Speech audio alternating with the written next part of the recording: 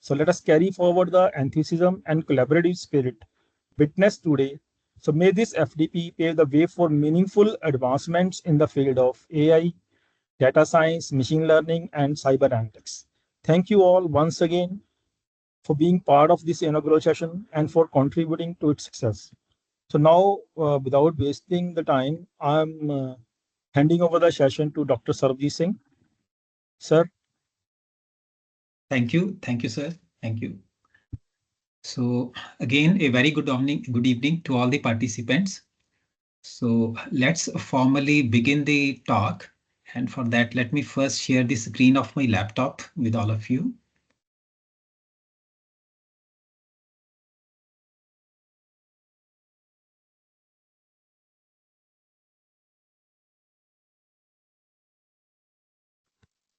So I hope the screen is visible and I am audible as well.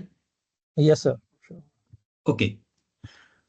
So dear participants, sir has already introduced me. I am Sarbjeet Singh, working as professor in Computer Science Department, UIET, Panjab University, Chandigarh.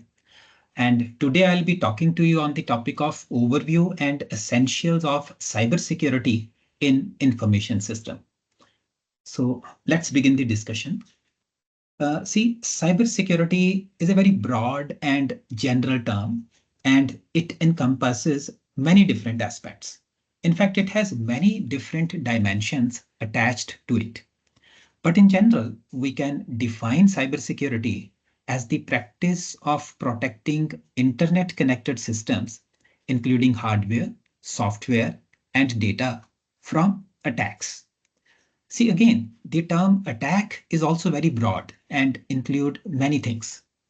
The attacks may represent unauthorized access, data breaches, malware infections, phishing, denial of service, and many such similar things. You will see that in the forthcoming slides, we will talk about a number of attacks in the context of cybersecurity. It is also important to understand the term, cyber over here. Whenever we use the term cyber security, we must understand the term cyber as well. See, the term cyber refers to anything that is related to computers, information technology, or digital system. So in this sense, cyber term itself is also very broad. Another term that we commonly encounter in the context of cybersecurity is cyberspace. Now, cyberspace is a metaphorical term that includes the digital space where information is created or stored and shared through interconnected networks like internet. Cyberspace is not a physical space, but a virtual one that involves the interaction between computers, networks, and users. You will also see in the forthcoming slides that a number of protective measures are employed in cybersecurity. And these protective measures aim to ensure the confidentiality, integrity, availability, and many other aspects of the information. Now, this diagram conveys the concept that the security spans multiple domains and areas. In general, security is the state of being free from any type of danger. It can also be defined as the degree of protection against danger or loss, or the degree of protection against threats or attacks. In the diagram shown, each arrow, these arrows that you can see, each arrow represents a specific aspect of security that requires protection against threats and unauthorized access. We have the concept of computer security, operating system security, database security, application security, information security, network security, internet security, distributed system security, and many such more areas can also be included in this diagram. Computer security focuses on the safety of individual computing devices when we talk about computer security. And when we talk about operating system security, we focuses on the protection of operating system from vulnerabilities and unauthorized access. When we talk about database security, we focuses on the protection of sensitive data stored in databases, again from breaches, leaks, and unauthorized modifications. When we talk about application security, we focus on the security of software applications by identifying and addressing the vulnerabilities in the design or code part. When we talk about information security, we focus on protecting the integrity, confidentiality, and availability of information regardless of its format. When we talk about network security, we focus on the security of communication channels and data transmission across different networks. So here network is protected from interception attacks or any other type of similar attacks. When we talk about internet security, we focus on protecting systems and data involved in online activities, such as browsing and such as web browsing and like e-commerce sites. When we talk about distributed system security, we focus on addressing the unique challenges of securing internet connected systems or services that operate across multiple locations and multiple domains. So in general, in this image, this diagram highlights the holistic nature of security. The security needs to be addressed at all levels of digital system, at operating system level, database level, application level, information level, internet level, network level, distributed system level, at each and every level. So this is the point that we wanted to convey. Now, again, this slide shows the entities in focus in different security disciplines. For example, in computer security, individual system is the main entity in focus. And the individual systems may be your PCs, laptops, smartphones, tablets, workstations, storage devices, and any such similar things. In operating system security, the main entity in focus is the process. In database security, the main entity in focus is the database object. In application security, the program or the module becomes the central, item in focus. In information security, the data comprises of information like, the data may be text, image, audio, video, multimedia data. This data becomes entity in focus. Then in network security, the network devices comes into focus. And we start, talking about the protection of switches, routers, gateways, users, applications over the network. In internet security, the servers kind of things becomes the main entity in focus. We start talking about web servers, their protection, database servers, mail servers, their protection, the users that are on internet, the service providers on the internet, the network operators, the applications over the internet. So these elements becomes the entities in focus. Then in distributed system, the distributed environment consisting of nodes, users, applications over the distributed system, this becomes the entity in focus. And see, very important to understand, overall security is only as strong as its weakest link. So consider the fact that you have, highly focused on computer security, operating system security, database security, information security, but you forgot to talk about, let's say, network security, or you missed one element out of, the many diverse elements. Then security is only as strong as its weakest link. So this is very important point to understand that we cannot ignore any aspect. Each and every aspect plays equal importance role. And this slide highlights the importance of cybersecurity.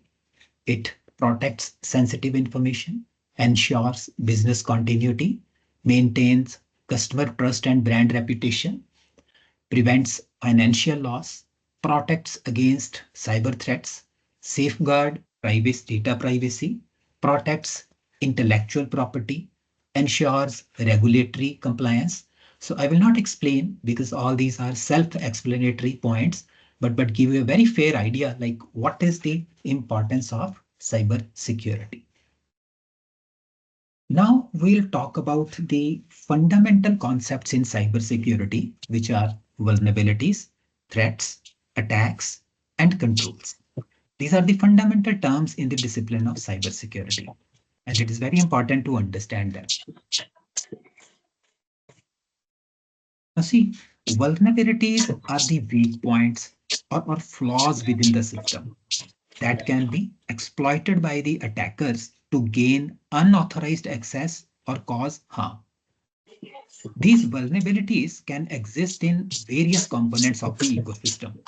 These may exist in the hardware, these may exist in the software, networks, or even human elements also. Vulnerabilities may also be known or unknown. Known vulnerabilities are the vulnerabilities which are publicly disclosed and often have the patches or fixes available for them. Why? Because they are known, they are publicly available. So patches can be developed for them. Unknown vulnerabilities, on the other hand, are undiscovered or unreported. And this makes them significantly, more dangerous. These are also referred to as 0 days vulnerabilities, the vulnerabilities which are not known, which are undiscovered, which are unreported.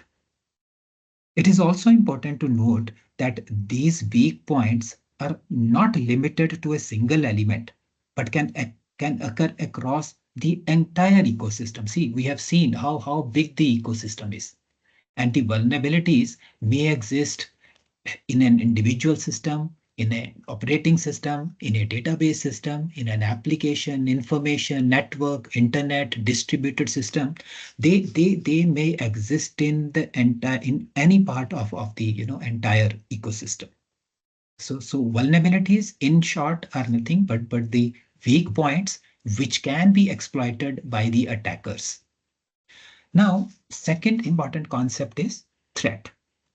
Threats are anything that have the potential to cause harm to a system.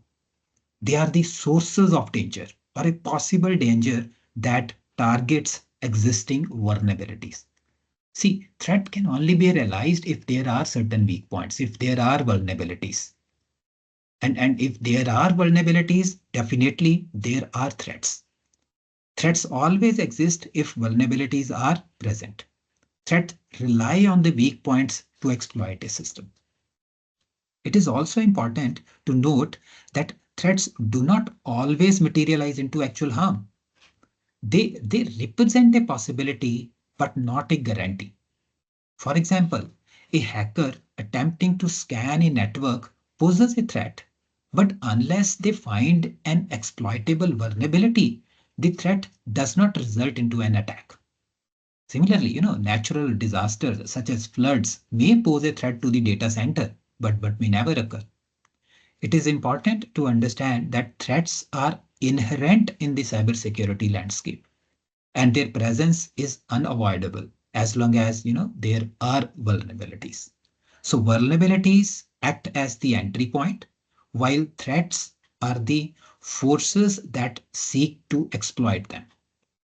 And a strong cybersecurity strategy must focus on identifying and addressing these vulnerabilities to ensure the safety and integrity of the system. Now, this slide shows the common types of security vulnerabilities. So one or the other way, we'll be talking about them in the forthcoming slides. But vulnerabilities may exist in the source code. A misconfigured system component or system setting is also a kind of vulnerability. So if you have inappropriate trust configurations, those are also vulnerabilities. Similarly, weak credential practices, lack of strong encryption, inadequate authentication, sensitive data exposure, all these are the common examples of vulnerabilities, and they may exist in any component of the entire ecosystem. And these are the top 15 cybersecurity threats. So I have taken this slide from the internet. I found it good, so that's why I have included it in the presentation. So to just give you a basic idea about the kind of threats that are prevalent nowadays.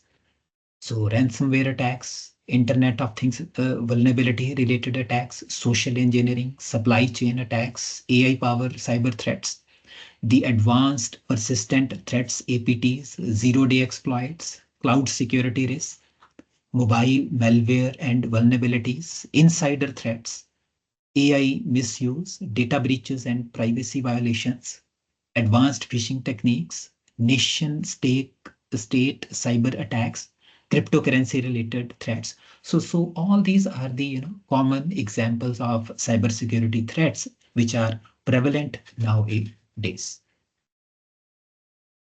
Besides vulnerabilities and threats, the other fundamental concepts are kind of attacks and controls.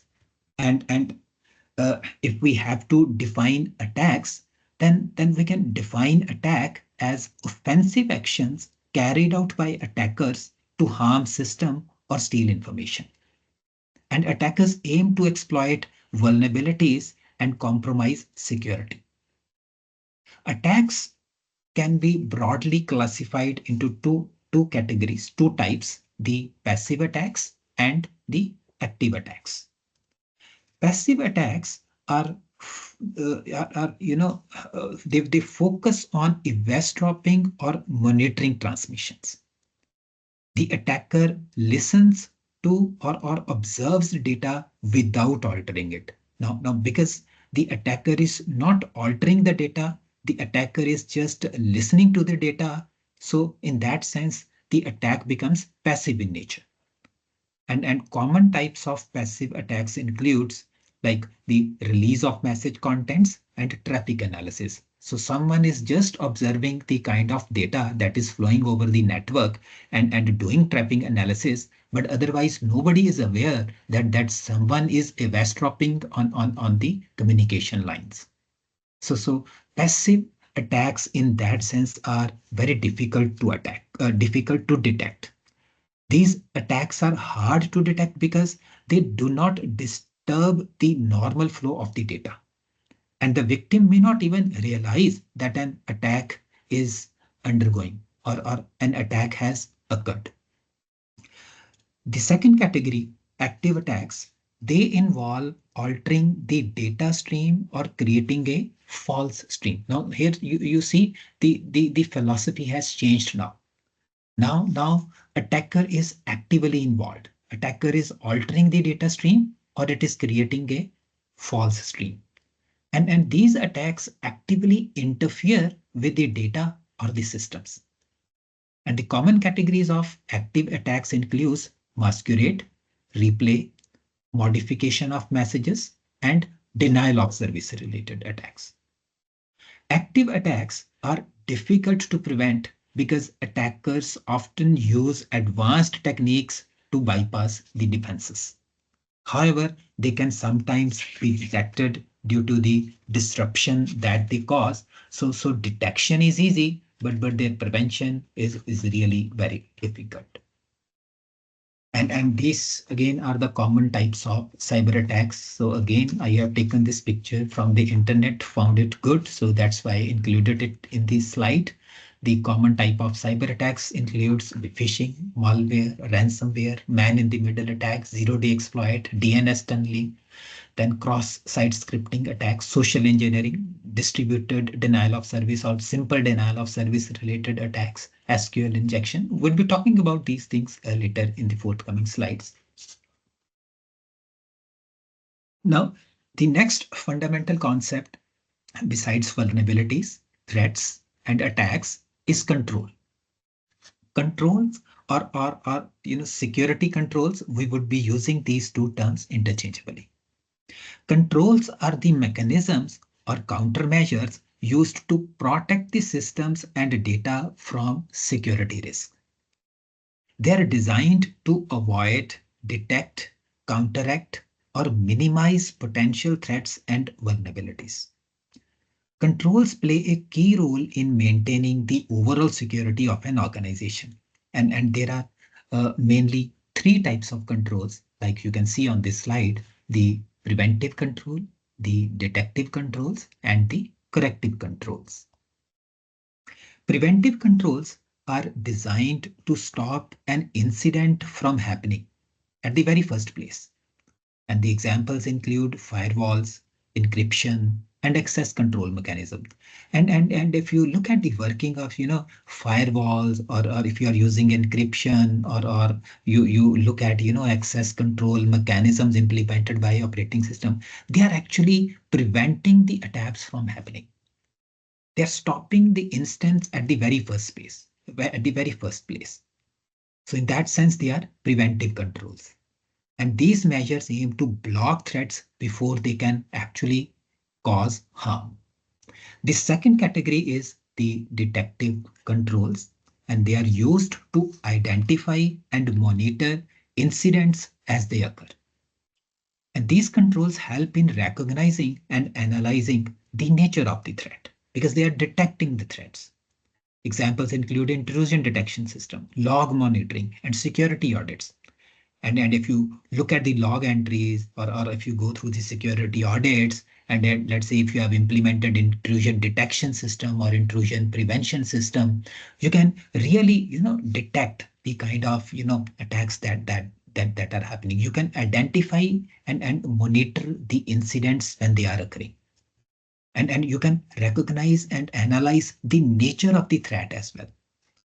And their purpose is to provide visibility into potential or ongoing attacks. So this is the second category, the detective controls. The corrective controls are another category, and they are implemented to reduce the impact of an incident after it has occurred. So this is again very important to understand. They are coming into picture once the incident has already occurred. So that's why their name is corrective control. Now they are correcting the things. And these controls aim to limit the damage and restore normal operations. The examples include data backups. If you have taken a data backup, you consider the attack has happened. It has, deleted the sensitive information, but you have, took the backup. Now, if you are restoring that backup, then that is a kind of corrective control. Then patch management, incident response plans, all these becomes the examples of corrective controls. And by using a combination of these controls, organizations can really build a very strong defense against security threats and minimize the risk effectively.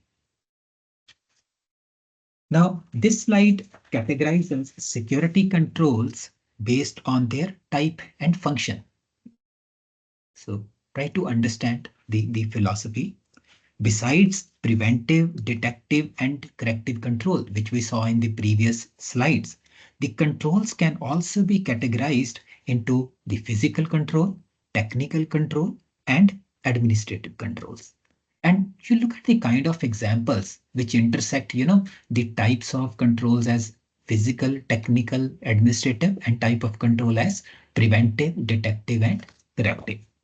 For example, if we look at these mechanisms, fences, gates, locks, we realize these are physical control, but they are preventive in nature. Similarly, CCTV, surveillance camera, they are physical control, but detective in nature. Repairing physical damage, reissue access cards, again, physical controls, but a kind of corrective controls. Similarly, firewalls, intrusion prevention systems, the multi-factor authentication, the antivirus software, they are technical controls, but a kind of preventive controls. Honeypots, IDS, technical, but detective in nature. Vulnerability patching, rebooting a system, quarantining a virus, technical, but corrective as well. Then similarly, if you're hiring and termination policies in place, separation of duties, these kinds of policies are in place, data classification, then these are administrative controls, but preventive in nature as well. Reviewing access rights, audit logs, and unauthorized changes, again, administrative control and also belonging to the type of detective control. Implementing a business continuity plan, having an incident response plan, administrative in nature and corrective in nature. Now, again, This is again a really very important slide that puts privacy, anonymity, security, vulnerability, threats, and adversaries into picture. This diagram illustrates the interconnected concept of privacy, anonymity, security, vulnerabilities, threats, and adversaries in the digital landscape.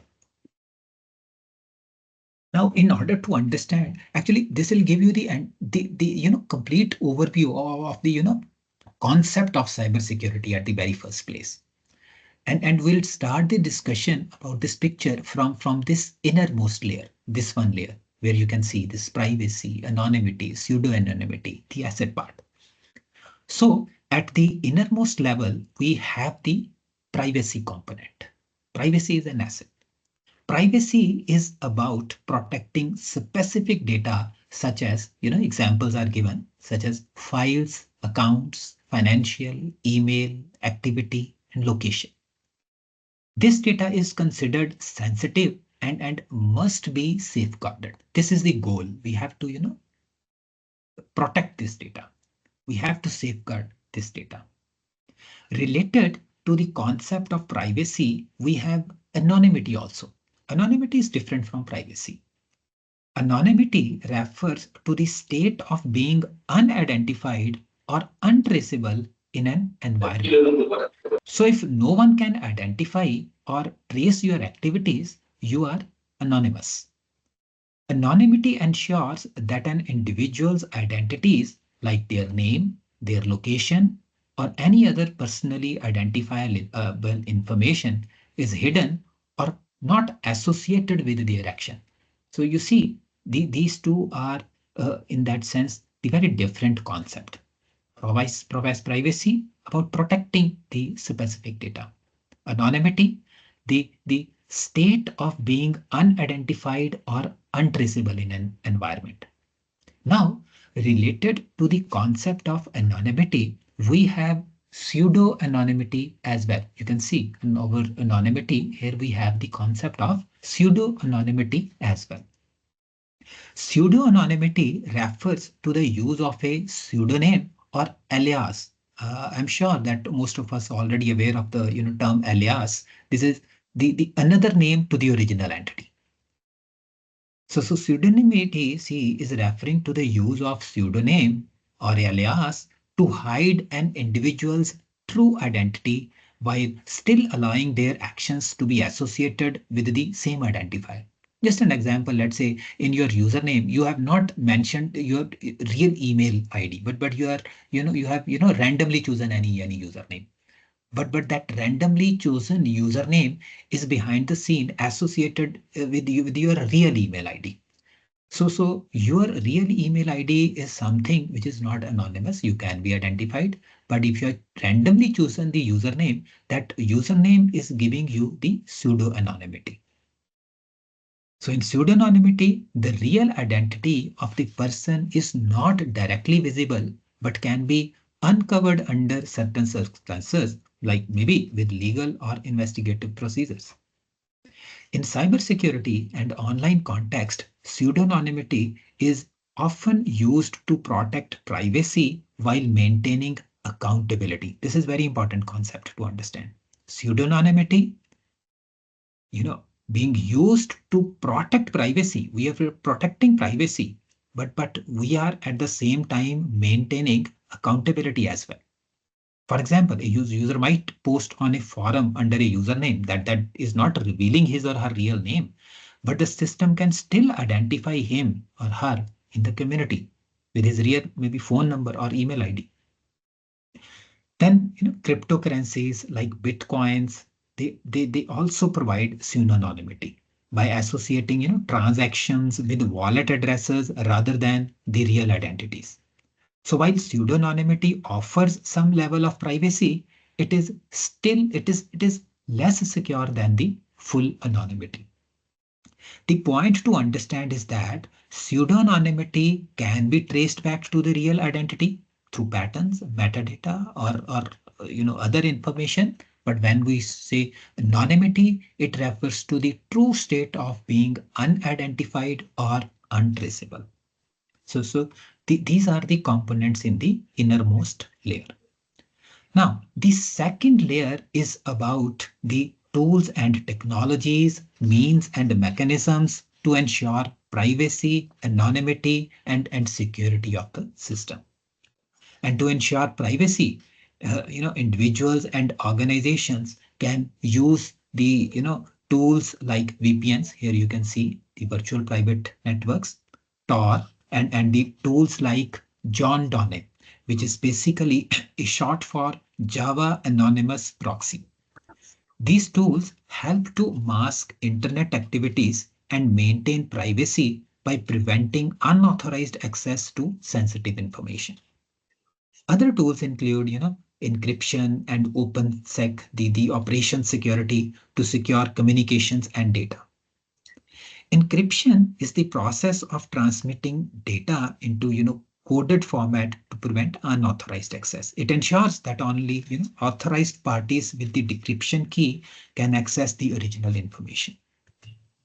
OPSEC, you can see the operational security. It is the practice of identifying and protecting critical information to prevent it from falling into the hands of adversaries. It involves analyzing potential risks, identifying vulnerabilities, and taking measures to safeguard sensitive data or operations.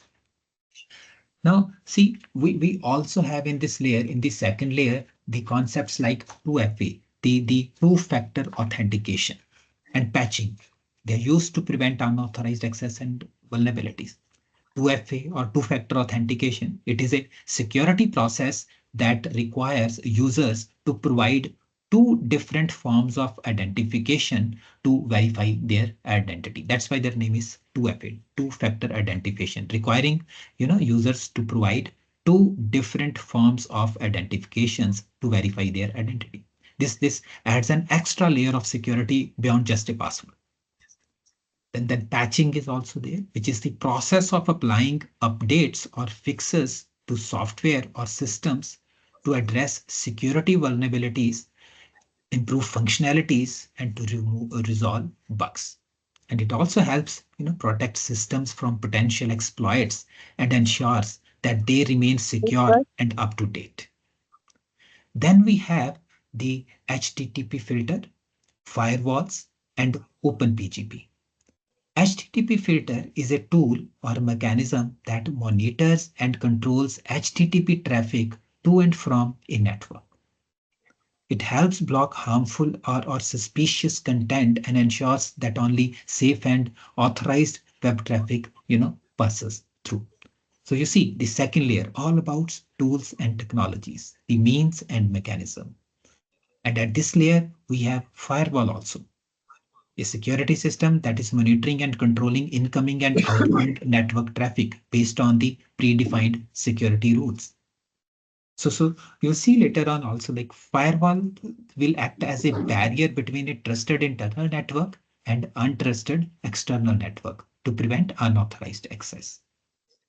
So at this layer, we also have, the security protocols like SSL, TLS, HTTPS, then SSH.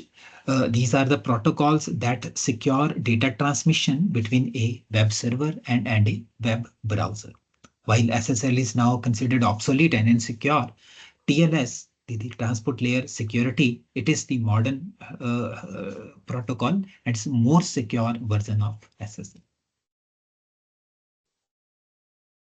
Then again, if we talk about the next layer, and you see the next layer is talking about threats. So see how we are evolving in this diagram.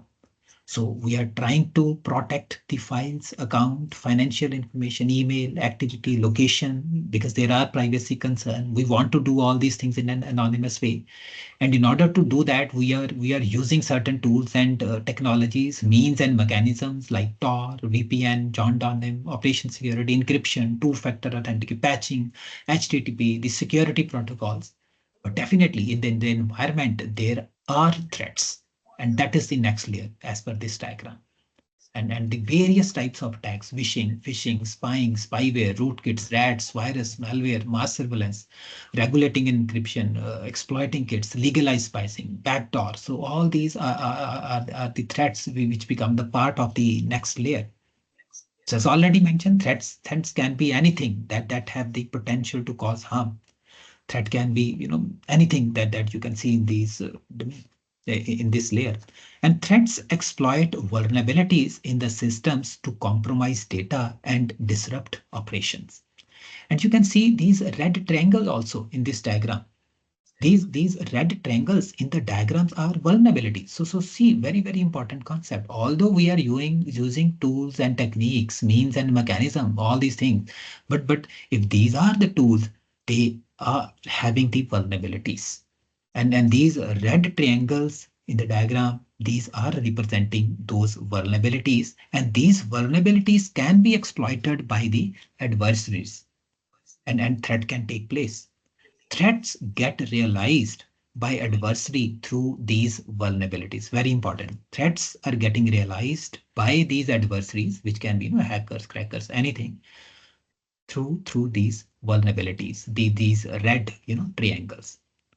Now, it's also important to understand the term regulating encryption, which refers to, the legal framework and policies that can be put in place by government and organizations to control how encryption technologies should be used.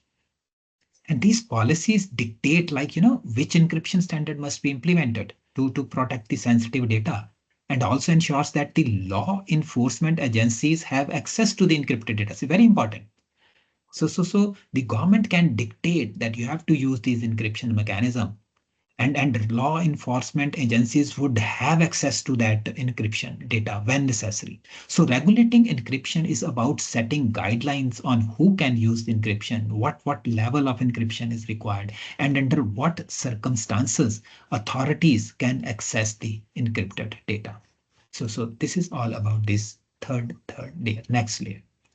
And again, now if you look at the last layer, the outermost shell, this comprises of adversaries. And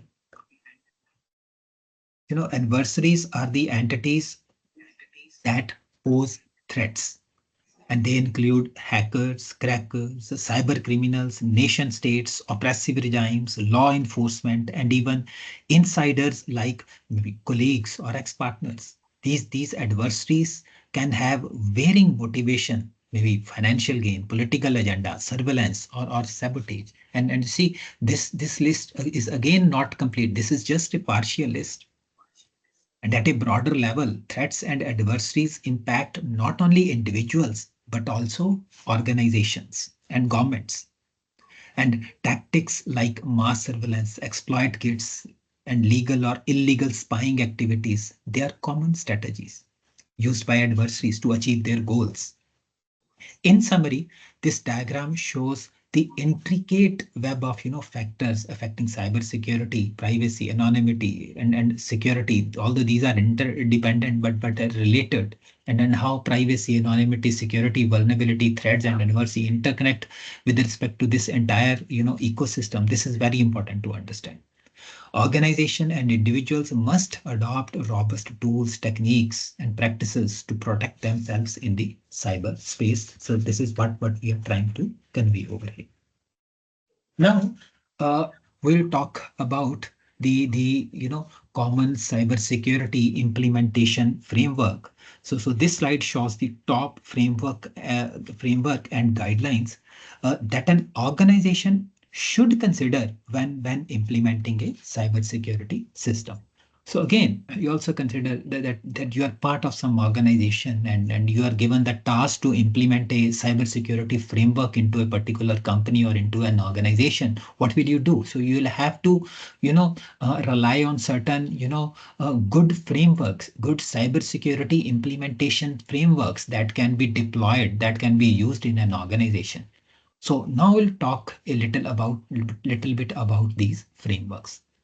So the first one is NIST cybersecurity framework. So if I, click on this link, so this will take us to the NIST cybersecurity framework. I'll show you their site. So I hope this screen is visible. So this is NIST Cybersecurity Framework website. And from this website, you can download their document. So if you click over here, read the document, or if you click over here, CSF 2.0 Resource Center, you can download the PDF. So if I click over here, the download will begin. And this document, comprehensively tells you how cybersecurity framework should be implemented in an organization. Well, most of the, good companies, reputed, highly reputed companies, they are, using this NIST cybersecurity framework.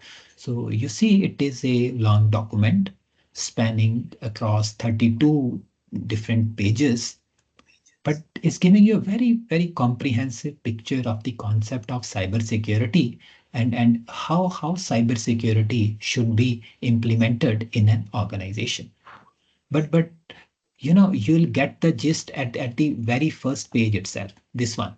So if you look at, this diagram, this circle, which conveys the basic idea. So NIST is one of the most widely adopted cybersecurity frameworks. It is being used globally and developed by NIST, the National Institute of Standards and Technology, and is providing a comprehensive approach for managing cybersecurity across different organizations. Now, what this circle mean? What these different functions are? See, if you look at this diagram, there are 5 different key functions. The first one is the identify. You see this one, identify.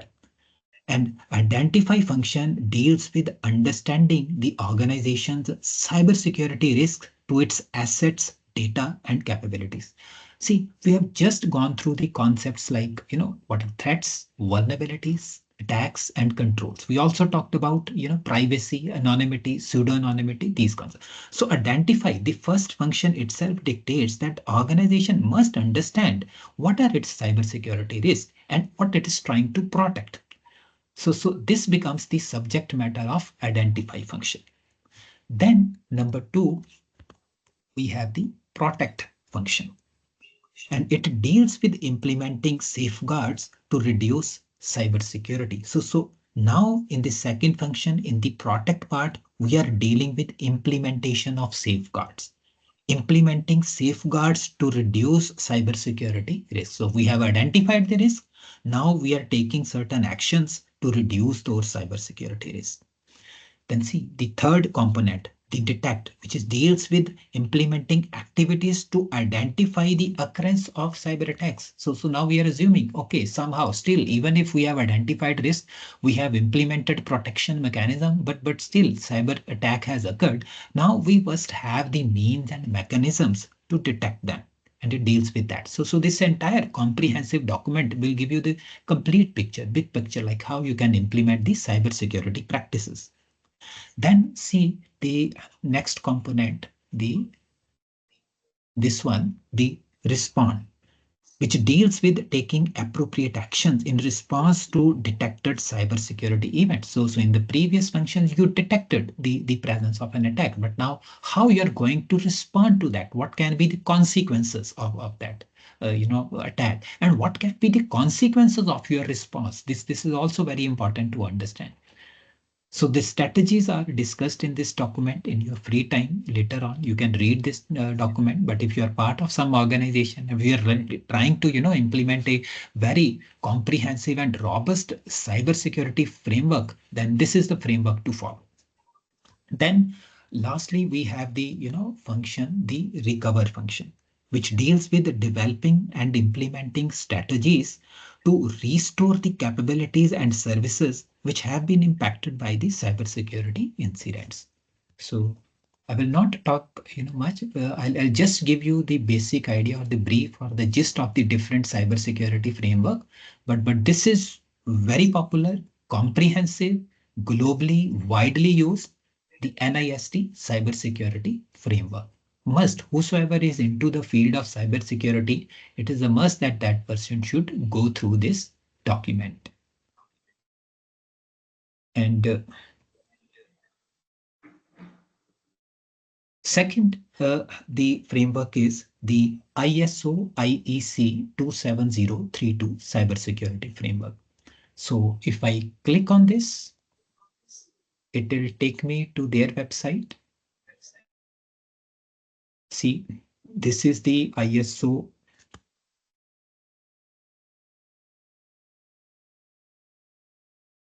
IEC 27001-2022 cybersecurity framework. More precisely, this is the Information Security Management System Requirements Document, Cybersecurity and Privacy Protection. Information security, cybersecurity, and privacy protection. But this document is not freely available. You can see you have to pay something in order to use this document. But yes, a sample is available. So again, it is suggested, it is recommended that in your free time you just go through like what this standard advocates, like how the cybersecurity practices should be implemented. So it defines the context for the organization, the leaderships, the policies, the organization roles, responsibilities, the plannings, the actions, the support, resources, competences, awareness, operations, performance evaluation, improve. So every different aspect of the cybersecurity system, this document would be covering. So this is the second, most widely used or adopted cybersecurity framework. Then we also have the CIS Critical Security Control Standard. So if I click on this link, the link will take me to this website. So this one.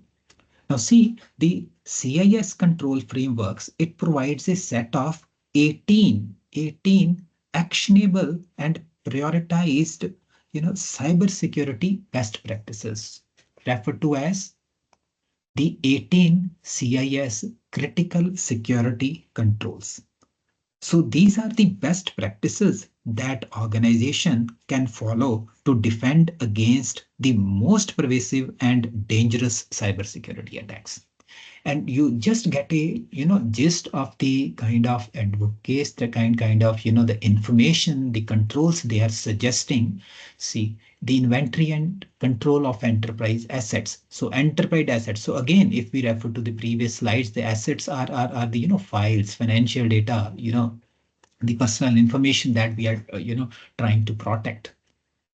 And data protection, how data should be protected, how secure configuration of enterprise assets and software should be implemented, how accounts to be managed, how access control be managed, how continuous vulnerability management needs to be done, how audit logs to be maintained, how email and web browser protection is to be implemented. Very important. See, malware defenses, how malware defenses should be implemented, how data recovery practices should be implemented, how network infrastructure and management should be carried out, how network monitoring and defenses should be implemented, the security awareness and skills training, how it should be done, service provider management, how it should be done, the application software security, incident response management, penetration testing, how what it is, how it should be done, and what should be covered under it. So see again, this side also gives you the very comprehensive list of 18 critical security controls,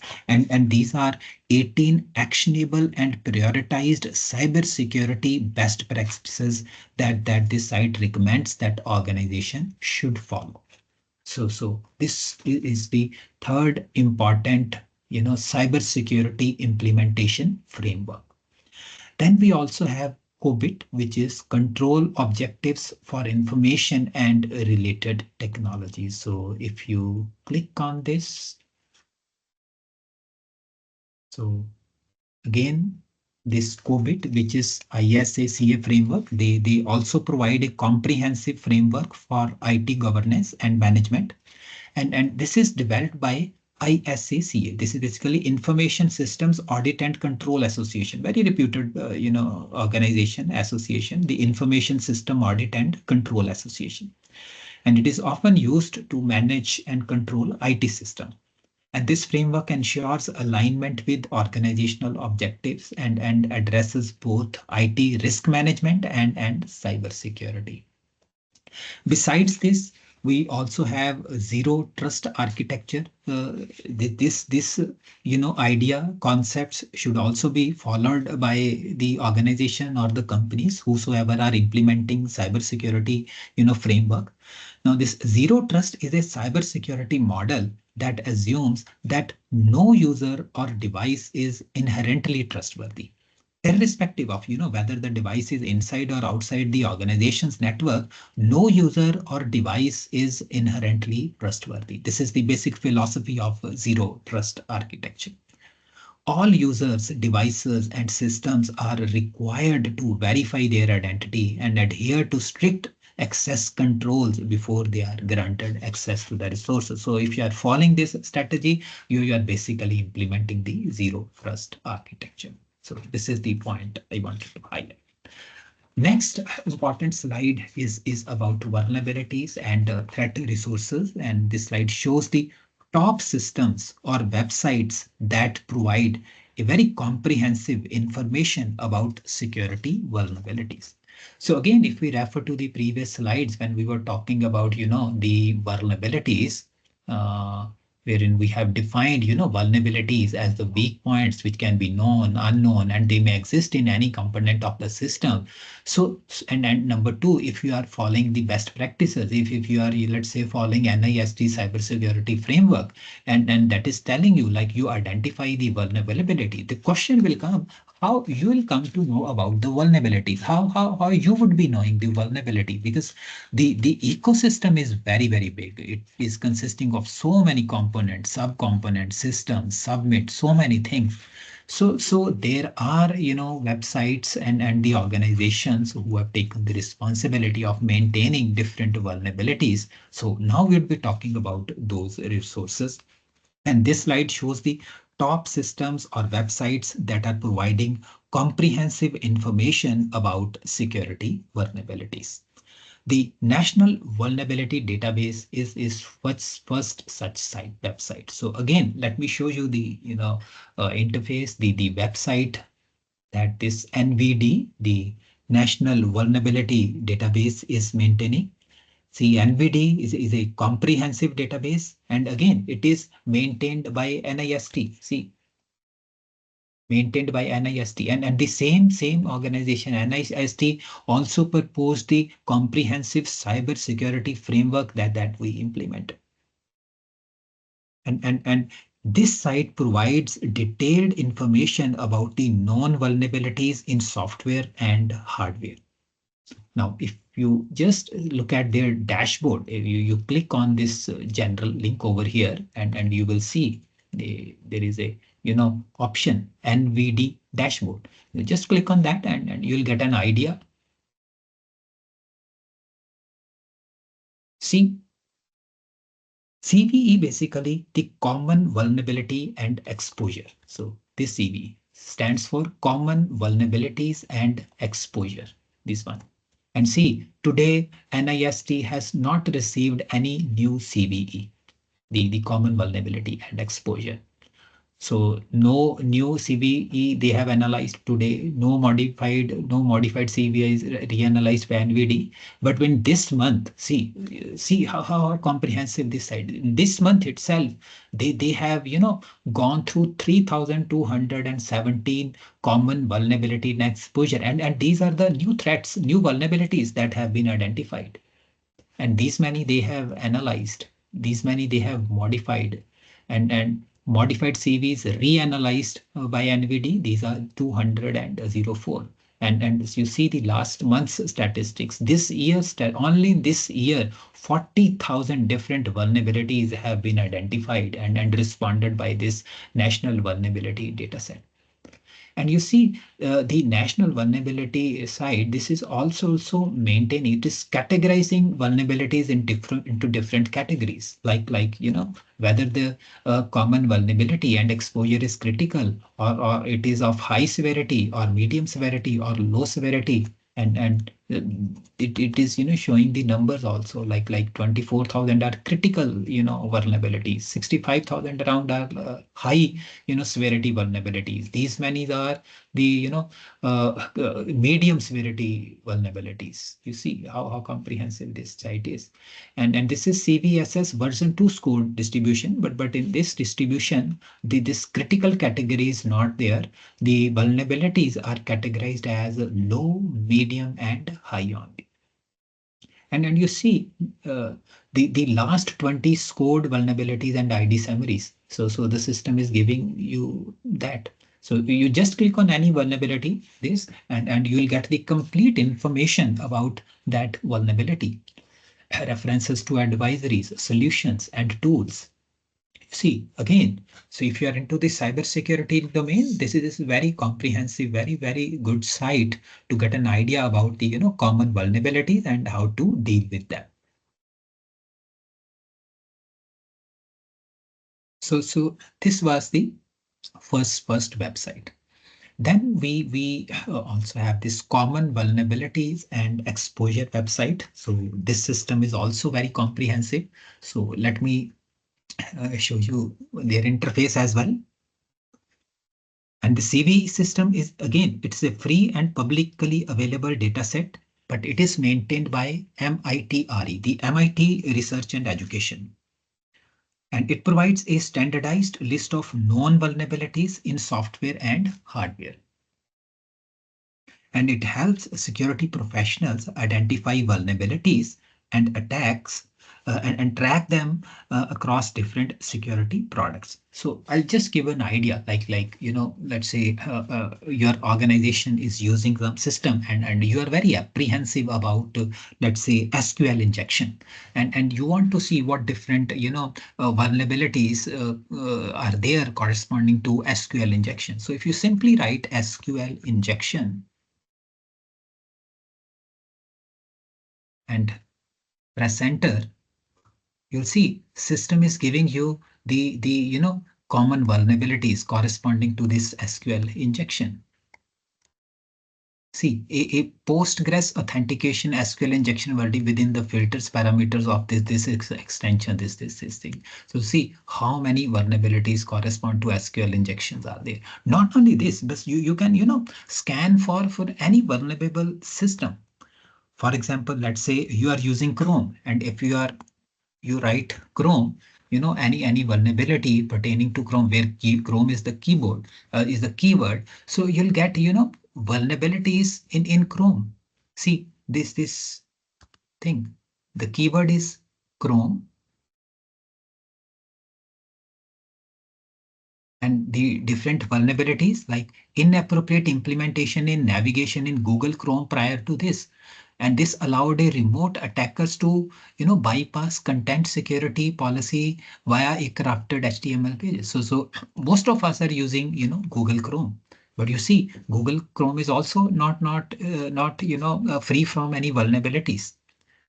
And as per this vulnerability number, this 2024, it came into picture in 2024 only. This 996 number says the navigation Google Chrome prior to this allowed a remote attacker to bypass content security. And you see the list is not small.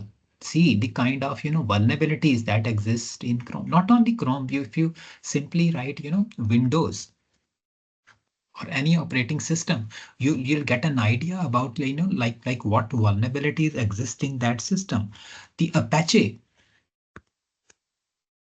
server, you see, again, it's not free from vulnerabilities. You see the vulnerabilities found in Golang, FIPS, OpenSSL.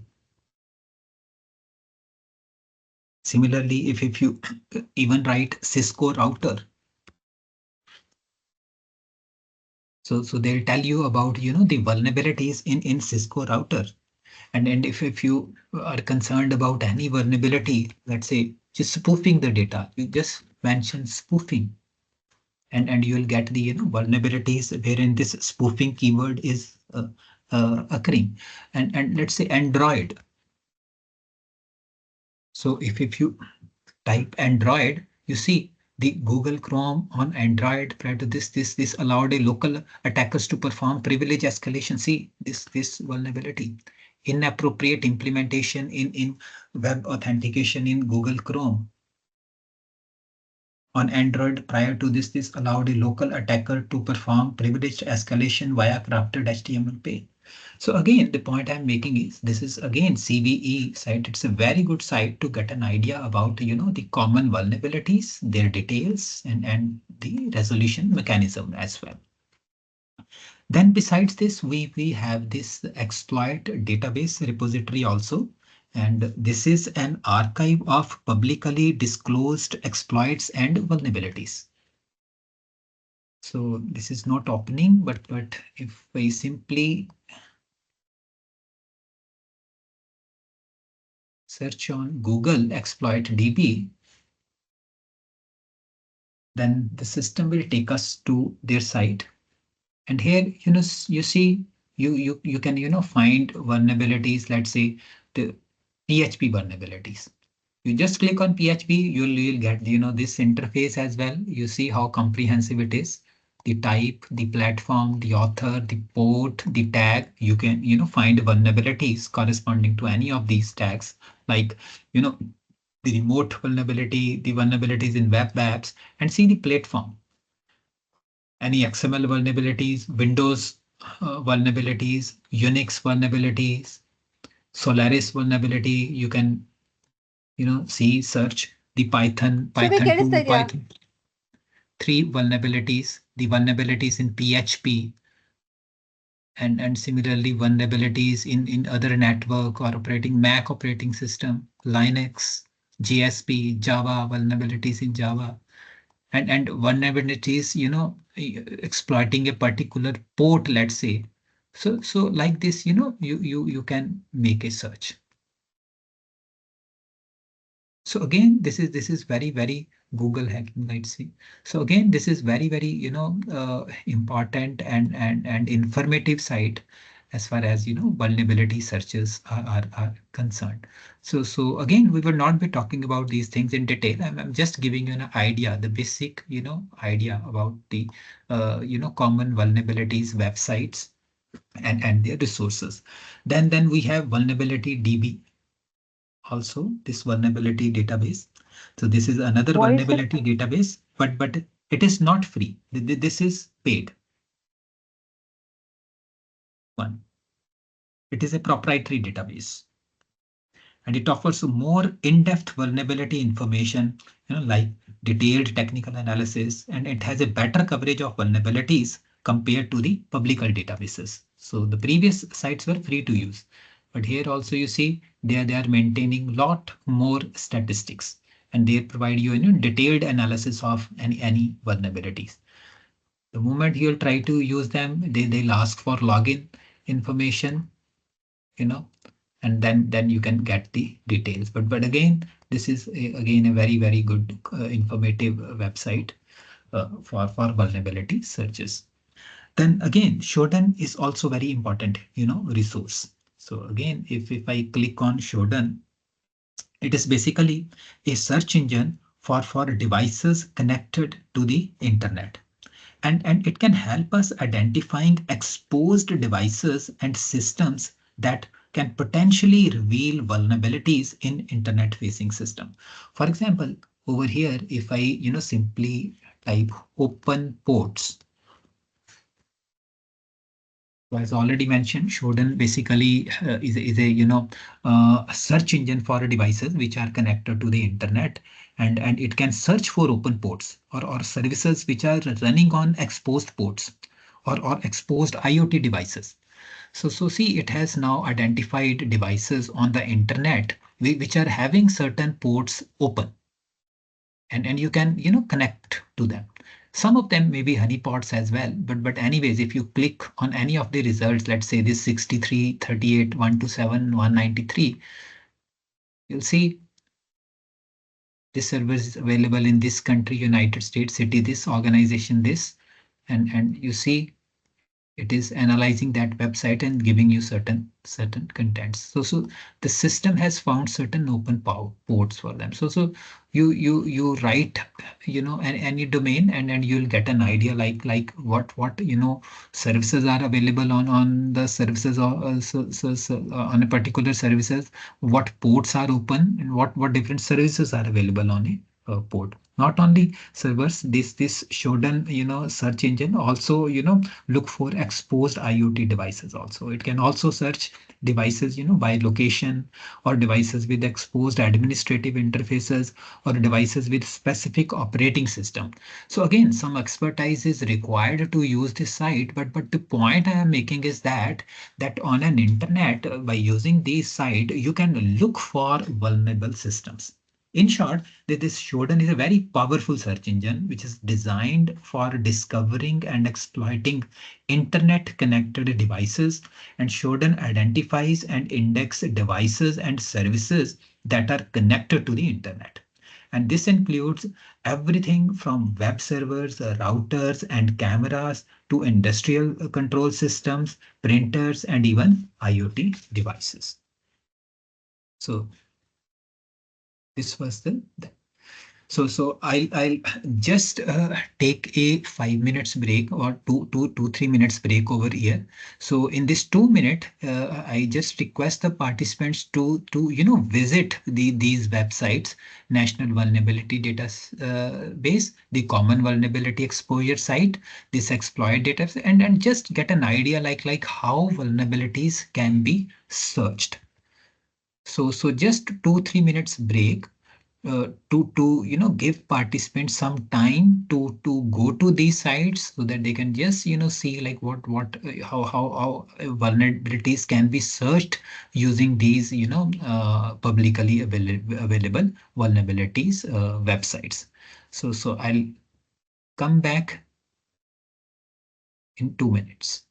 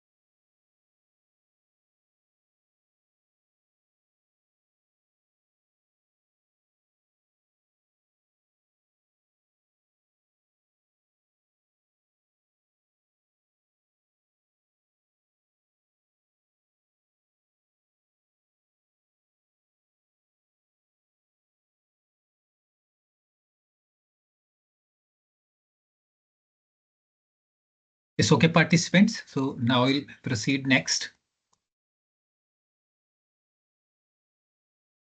So next important concept in the context of cybersecurity is of threat modeling as well. Now see, threat modeling represents a structured approach to identify, analyze, and address potential security threats to a system, application, or network. And it is an essential part of the security engineering process and helps organizations understand their security needs by identifying vulnerabilities, attack types, and potential risk before they can be exploited by malicious actors. Now, threat modeling typically involves these three parts: identifying potential threats, assessing risk, and designing countermeasures for them. So first we predict like what kinds of attacks can occur, who can be the potential attacker, and what can be targeted. Then we evaluate the likelihood and impact of each identified threat and prioritize security efforts accordingly. Then we design countermeasures and implement protective controls and mitigation strategies to reduce the likelihood of attacks or minimize their impacts. And this is the a type of threat model, Stride, which is developed by Microsoft. So Stride is a type of threat modeling approach that is developed by Microsoft. So we have just defined threat modeling as a structured approach to identify, analyze, and address the potential security risk.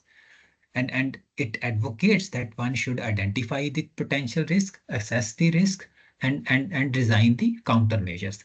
And one such threat model that has been proposed by Microsoft is Stride. Stride is a type of threat modeling approach that has been developed by Microsoft, and it categorizes threats into six main types: the spoofing, tampering, repudiation, information disclosure, denial of service, and elevation of privilege. See, spoofing means impersonating something or someone. For example, fake credentials. And see, spoofing violates authenticity. It is the violation of authenticity security requirement. Then tampering means modifying data or system components uh, unauthorizedly. For example, altering a message or code. So in that sense, tampering violates integrity. Why? By you are making some changes in the original information. Then third type of threat is repudiation. Means denying actions or events. For example, an attacker can deny the actions which could complicate logging and auditing. And whenever there is repudiation issues, that is violating non-repudiation. Then information disclosure means exposing confidential information to unauthorized entities, for example data breaches. And this information disclosure violates confidentiality. Why? Because you are exposing the confidential information to others. Then fifth type of threat is denial of service kind of threat or attack. That is disrupting service availability. So in that sense, denial of service violates the availability requirement. And then we have elevation of privilege related threat, gaining unauthorized access or privilege. And this elevation of privilege basically violates authorization. And I'll just give you an idea like how this threat modeling tool can be utilized. So if you see the top 10 threat modeling tool available, see Iris risk is there, Kenya VM security, but you see the one entry is Microsoft threat modeling tool, which we have just discussed. Microsoft threat modeling tool, which is following this Stride threat model. And I'll just give you a demonstration like how Microsoft threat modeling tool can be utilized, how this Stride methodology can be implemented, how you can do it with the help of Microsoft threat modeling tool. So again, if you go to Google and type Microsoft threat modeling tool, you will be directed to this page. See, Microsoft Threat Modeling Tool, and you can download it. So the link is given, download Microsoft Threat Modeling Tool. I have downloaded it on my system, and I'll just explain you like what kind of interface it supports and how threat modeling can be done for a sample system. So if I simply type threat modeling, so you see this Microsoft Threat Modeling tool. This is installed on my terminal. So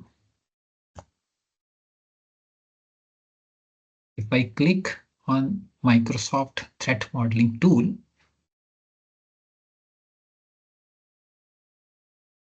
I would be getting this interface. So in this Microsoft Threat Modeling tool, you can create a altogether new threat model. You can open an existing threat model. You can, also create a threat model from a template, or you can open an existing template also. But I'll give a very simple, basic, introduction and demonstration of this Microsoft Threat Modeling tool. We would be creating our own model. Let's say this one.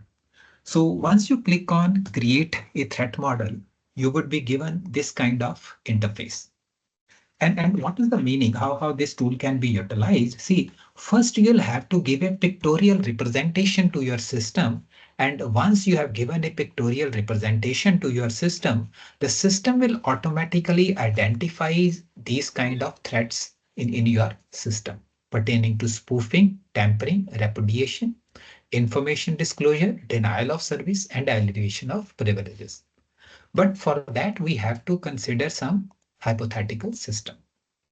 So I would be, specifying, describing a very, very simple system consisting of one IoT device and a web application. You see, in this Microsoft threat modeling tool, you are given different system components. Like, see, there is a big list over here of system components. And if I, let's say, search for IoT device, so you see IoT device is also one of the component. You see IoT device. So if I double click on that, I would be getting this IoT component, IoT device on this diagram. And let's say my system consists of two components only. One is the IoT device, and IoT device, let's say, interfacing with some web application or web service. So another component that I require now is web service or web component or web application, let's say. So if I simply click on web application, so I'll have this one, another component, web application as well. So what we are doing, we are basically representing our system in this threat modeling tool, and then we would be doing the threat modeling. Now, what is happening in my system? Let's say the IoT device is communicating with this application. It is sending a request message to this web application. So I'll choose that request component. You can see over here, a request component is also there. Response component is also there. And why I want to mention that this IoT device is sending a request to this web application. So if I double click on this and I connect, let's say, one end with this web application, another with IoT device, then I can represent the system like this. Like my IoT device is communicating with the web application, and IoT device is sending some request to the web application. Now further assume that this web application is responding with some response, but to some other IoT device. So let's say I have another IoT device included in my system. This is another IoT device, and this web application is sending the response to that IoT device. So I'll be connecting them like this. You see, this is a kind of data flow diagram or a system diagram. IoT device sending a request to web application. Web application is, let's say, doing some processing the information, and then giving the response to another IoT device. So if is the kind of system you are working with, and you want to do threat modeling for that, see, there are several other components also, like you can mention the trust domains as well, the trust boundaries also, but I'm not complicating the matter. I'm keeping the matter very simple. Otherwise, this web application may belong to its own trust zone. This IoT is in another domain. This IoT device may be in another domain. But let's say, this is the simplest representation of our system. Now, how Microsoft Web, this threat modeling tool can be utilized. So if you click on View, and here you will see this option, Analysis View. So currently we were in the design view, but the moment I'll click on the analysis view, the view will change. So let me show you how. Now see, the moment I clicked on this analysis view, now system has automatically done threat modeling, and it has responded that there are 16 threats in total to this system. And this is what this Microsoft threat modeling tool has identified itself. And if you want to look at the nature of these threats, you can click on any of the threats. Let's say this is threat with ID 0. If you click on this generated, then what the system is saying that an adversary may gain unauthorized access to privileged feature on the IoT device. That means to say that this IT device can be compromised. The system is saying that an adversary may gain unauthorized access to privileged feature on this IoT device, and this is a kind of threat. And the nature is, you see, the elevation of privilege. You see, the elevation of privileges, this kind of attack. And if we go to our presentation, see, this is the kind of threat, the elevation of privileges, gaining unauthorized access or privileges. So you see what this Microsoft threat modeling tool is doing. It is doing threat modeling. It is identifying threats to our system as per the stride model. It is also identifying spoofing related threats, tampering, repudiation, information disclosure, denial of service, and other kinds of threats. And those are listed over here. You see, repudiation, spoofing. So this threat was related to elevation of privileges. But if I click on this threat, let's say, which is a spoofing, what this threat says, that an adversary can spoof the target web application due to insecure TLS connection. You see, the complete information, how nicely the Microsoft threat modeling tool is doing the threat modeling, the threat identification. And see the category. Category is spoofing. This is second kind of threat.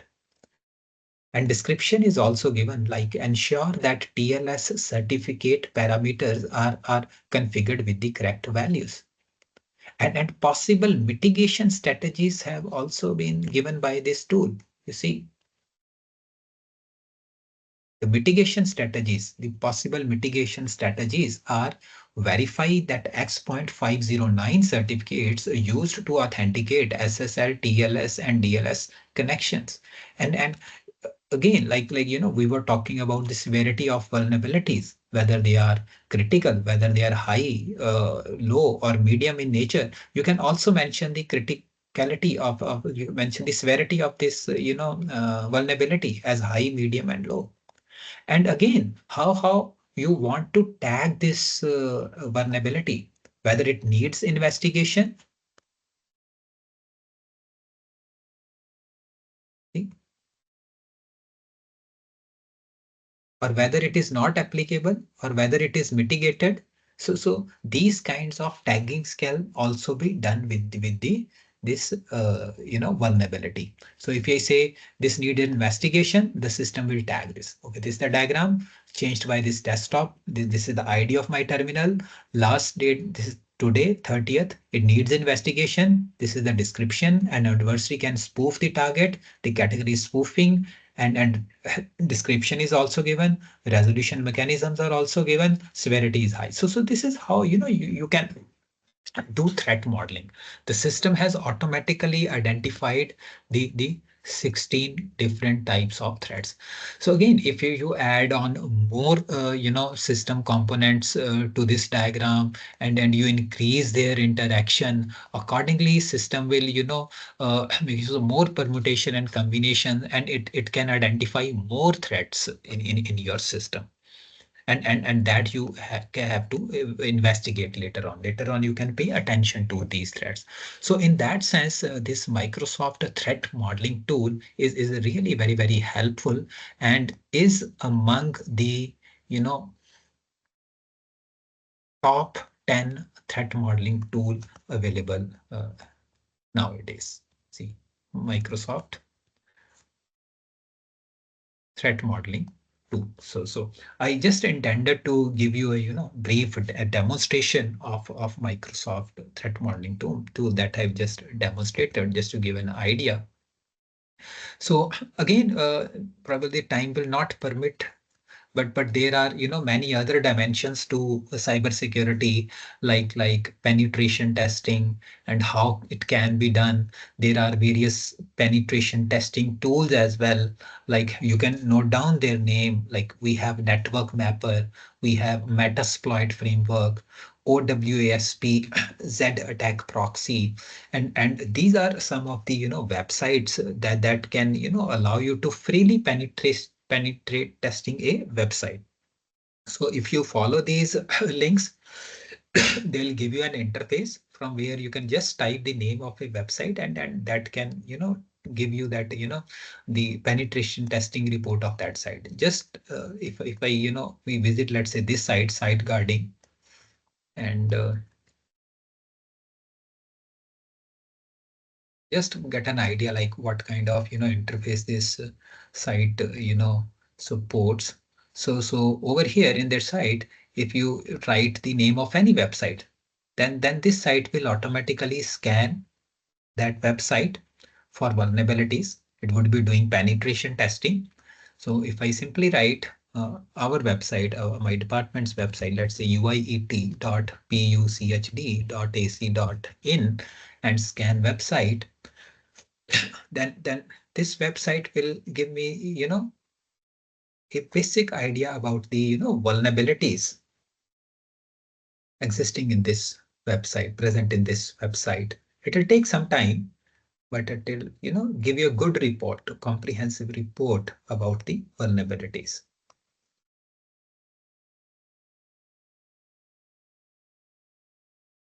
So the participants can also download that Microsoft threat modeling tool, and then visit these sites and do some basic penetration testing.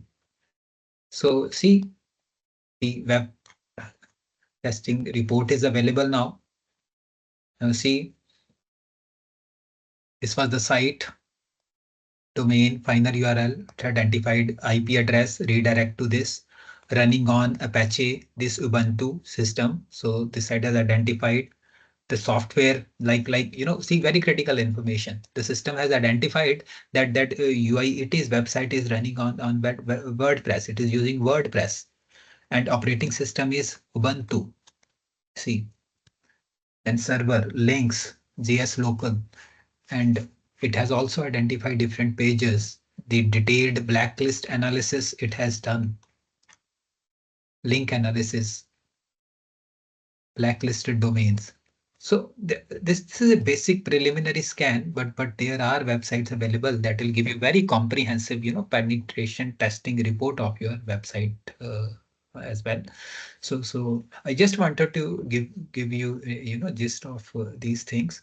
So I think the time is almost over for this talk. So now I'll end the discussion, and over to you, participants, for your questions regarding questions and queries regarding this session. Yes, over to you, participants.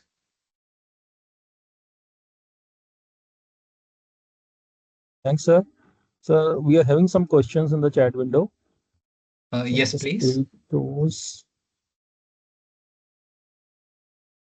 There's one question by Mr. Nagarajan. What role Yes. do encryption and cryptography protocols play in securing data within information systems? See, encryption basically ensures your confidentiality security requirement. So if we look at the security requirements, see, a website has many security requirements like confidentiality, integrity, availability, authentication, non-repudiation, authorization, delegation, single sign-on, trust, privacy. So you see, the list is very big. And one of the very prime and fundamental security requirement is encryption. And what encryption is doing, encryption is providing you the support of confidentiality. If you want to keep your information confidential, this can be done with the help of encryption. And encryption is the fundamental requirement. You know, in almost all the communications, if you want to keep the things secret, if you want to keep the things confident, encryption is being used. Even in the PKI infrastructure, the public key infrastructure, wherein we have the concept of private key, public key, and then we are doing communication utilizing that PKI infrastructure, encryption is the main thing. So encryption provides you the support of confidentiality. Integrity is different security requirement. Integrity basically means you want to ensure that nobody has tampered with your data, with your information. And if tampered, that tamperation is identifiable. And that is done with the help of hash functions. So in confidentiality is ensured by encryption and integrity is ensured by hash functions. Yes, sir. I So hope there was one this more answer. question. Yes, sir. How can AI and ML models be made more See, transparent and explainable in critical applications like cybersecurity and healthcare?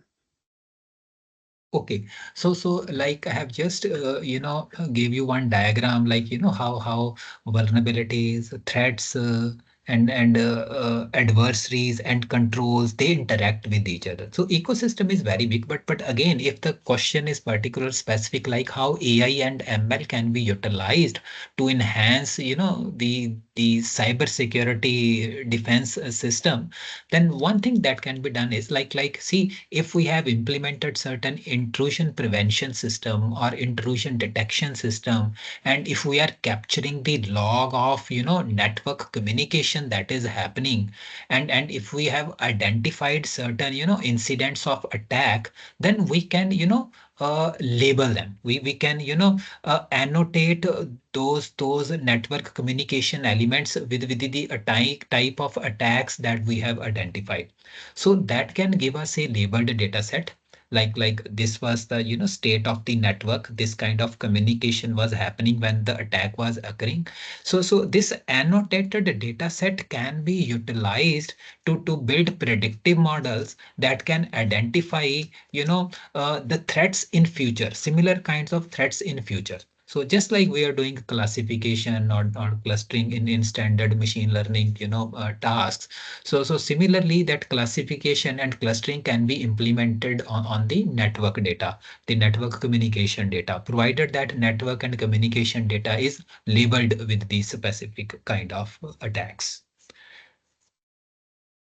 So Okay, this sir. is just one way, you can utilize machine learning in cybersecurity domain Thanks, sir. for So, making predictions. Yes. okay, thanks. So there's one more question. How are generative AI models like GPT used for creating synthetic content? And what are their implications for authenticity? Generative AI as the name suggests, it is generating the new content, but how it would be helpful in cyber security domain. So that needs to be pondered upon. Like I have not seen any good practical application wherein generative AI has been used to enhance cyber security defense mechanism. This is an active area of research, and I suggest that if we go through the topmost journals who are publishing in the field of generative AI and cyber security. But as of now, I don't have any specific particular significant application in my mind that can relate generative AI with cyber security systems. Okay. There's one more question, it's a general question. What are the methods of encryption? I think it has been already explained. Yes, there are many encryption algorithm, AES, DES. Any standard network security, computer network security book will give us enough information. So in fact, there are many encryption algorithms available nowadays. Okay. There's one more. How can organization ensure their system comply with industry-specific security standards like ISO 27001 or NIST?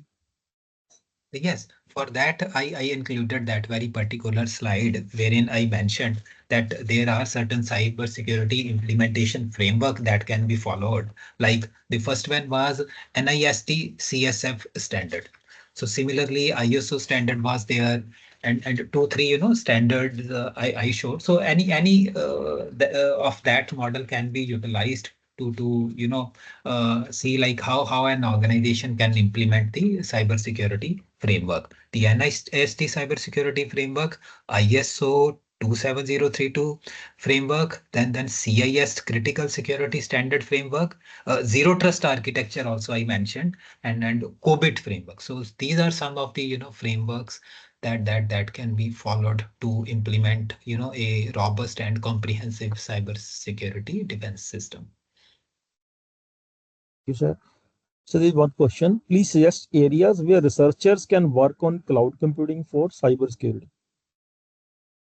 Yes, see, nowadays, because everything is happening on cloud. In fact, machine learning is also happening on cloud. IoT is also happening on cloud. So cloud also becomes, a threat area. Like your information may not be secure on cloud. Cloud can also be attacked by, attackers. So this is a very good area, like like where machine learning models are executing on cloud systems, and those cloud systems exist in different trust domains, and they are being attacked by different attackers. So if we consider this kind of scenario, and how security can be ensured for this kind of scenario, that may require extensive research. So that can be a good area of research, wherein machine learning algorithms are being executed on different cloud systems, and each of those cloud systems reside in a different trust domain, and there are requirements like privacy, integrity, confidentiality, privacy, trust, and how to ensure all these requirements. This is a significant channel, and definitely research can be done on this. There's one more question. How digital signature is done? Yes, I can give you the exact, steps for that. In fact, the time didn't permit, and I couldn't show you that slide. But let me again share the, screen of my laptop with the participants to give an idea like how digital signatures actually work. So hope the screen is visible, sir. Yes. Yes.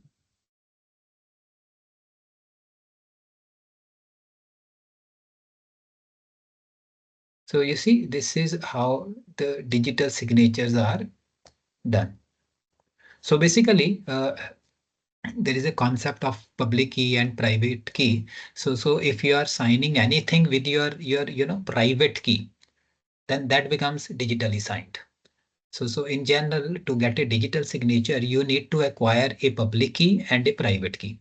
Public key and private key are, mathematically linked. Like if you have encrypted something with public key, that can be decrypted with private. If you have encrypted something with private, that can be decrypted with public. So see what is the general meaning, that if you are, encrypting any information with your private key, because that can be decrypted only with the public key. We say if you have encrypted something with your private key, that you have digitally signed that information, you have digitally signed that document. Why? Because nobody else can do that. The private key is private to you, nobody else has access to that. And this thing can be, verified publicly also. Why so? Because your public key is available to all. And public key can decrypt only that information. Your public key can decrypt only that information that has been encrypted by your private key.